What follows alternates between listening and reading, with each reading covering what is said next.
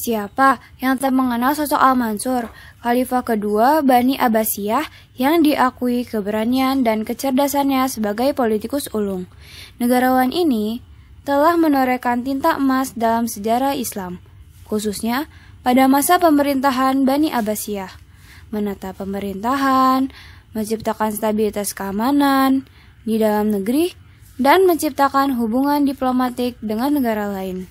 Itu merupakan salah satu dari sekian banyak prestasinya. Al-Mansur biasa dipanggil Al-Manzur. Ia lahir pada tahun 712 Masehi di Al-Humaimah. Al-Muhaimah adalah kampung halaman keluarga Abbasiyah setelah bermigrasi dari Hejaz pada tahun 687 sampai 688 Hijriah. Khalifah yang memiliki nama lengkap Abu Ja'far Abdullah bin Muhammad Al-Mansur ini merupakan anak dari Muhammad, cicit dari Abbas, dan Salamah Al-Babariyah, wanita dari suku Barbar. أنا أفهم إلى ما ترمي يا إبراهيم، فأنا ابن أمة وأبناء الإمام لا يصلحون للإمامة.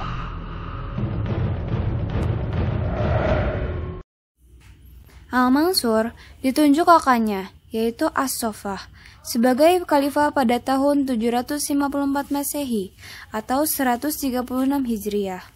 Hal pertama yang dilakukan Khalifah Abu Ja'far Al-Mansur ini mengatur politik dan siasat pemerintahan Bani Abbasiyah. Jalur-jalur pemerintahan ditata secara rapi dan cermat, sehingga pada masa pemerintahannya terjalin kerjasama yang erat. Pada awal pemerintahannya, Khalifah Abu Ja'far Al-Mansur ini benar-benar meletakkan dasar-dasar ekonomi dan keuangan negara dengan baik dan terkendali. Oleh sebab itu, tidak pernah terjadi defisit anggaran besar-besaran. Kas negara selalu penuh, uang yang masuk lebih banyak daripada uang yang keluar. Khalifah Al-Mansur juga mengadakan penyebaran dakwah Islam ke daerah Bizantium, yaitu Afrika Utara, dan mengadakan kerjasama dengan Raja Pepin dari Prancis. Saat itu, kekuasaan Bani Umayyah II di Andalusia dipimpin oleh Abdurrahman Ad-Dakhil. Khalifah Abu Ja'far Al-Mansur sangat mewaspadai tiga kelompok yang menurutnya dapat menjadi batu sandungan Bani Abbasiyah dan dirinya. Kelompok pertama dipimpin oleh Abdullah bin Ali, yaitu paman Abu Ja'far sendiri. Ia menjabat sebagai panglima perang Bani Abbasiyah. Kegagahan dan keberaniannya dikenal luas. Pengikut Abdullah bin Ali sangatlah banyak, serta sangatlah berambisi sebagai khalifah.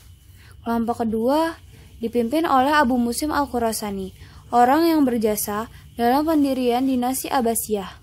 Karena keberanian dan jasa-jasanya, ia sangat disegani serta dihormati di kalangan Bani Abbasiyah. Masyarakat banyak yang menjadi pengikutnya. Abu Ja'far Al-Mansur khawatir pengaruh Abu Muslim terlalu besar terhadap pemerintahan Bani Abbasiyah. Kelompok ketiga, kalangan Syiah yang dipimpin oleh pendukung berat keturunan Ali bin Abi Thalib. Masyarakat banyak yang bersimpati karena dalam melakukan gerakan mereka membawa nama-nama keluarga Nabi Muhammad SAW. Setelah berhasil mengantisipasi kelompok-kelompok yang dapat menjadi batu sandungan pemerintahannya, Al-Mansur kembali dapat mencurahkan perhatiannya pada pengembangan kebudayaan dan peradaban Islam. Ia adalah orang yang sangat mencintai ilmu pengetahuan, sehingga ia selalu memberikan dorongan dan kesempatan yang luas bagi cendekiawan untuk mengembangkan riset ilmu pengetahuan, menerjemahkan buku-buku Romawi ke dalam bahasa Arab, yang menjadi bahasa internasional pada saat itu, dan dilakukan secara khusus dan profesional.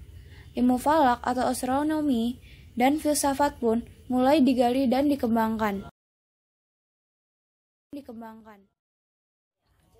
Ada kisah menarik tentang Abu Ja'far Al-Mansur dan Abu Hanifah.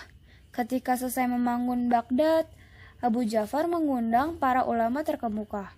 Salah satunya adalah Imam Abu Hanifah. Saat itulah Abu Hanifah ditawari sebagai hakim tinggi atau qadhi quda. Namun Abu Hanifah menolak keras. Ketika diancam agar bersedia memegang jabatan itu. Abu Hanifah mengucapkan kalimat yang dicatat sejarah. Seandainya Anda mengancam untuk membenamku ke dalam sungai Eufrat atau memegang jabatan itu, sungguh aku akan memilih untuk dibenamkan.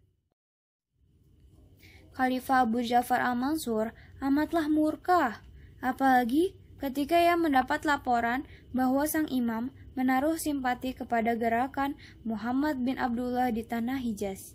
Abu Hanifah ditangkap dan dipenjara hingga meninggal. Menjelang penghujung tahun